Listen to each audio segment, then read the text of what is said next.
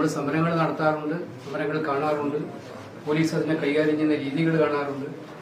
പക്ഷെ ഇത്രയും പൈശാചികമായ രീതിയിൽ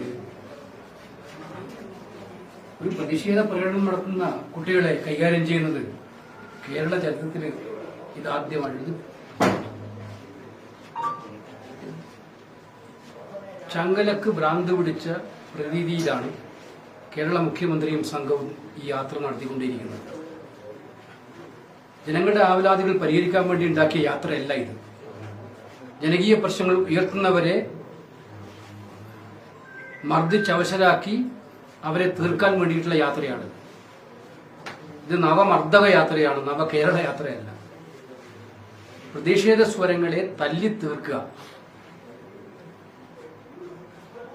ഓരോ തല്ല് കഴിയുന്നതോടും മുഖ്യമന്ത്രി തല്ലിയവരെ അഭിനന്ദിച്ചുകൊണ്ടിരിക്കുകയാണ്. അവർ ജീവൻ രക്ഷാ പ്രവർത്തനം നടത്തുകയാണ്. അപ്പോൾ അടുത്ത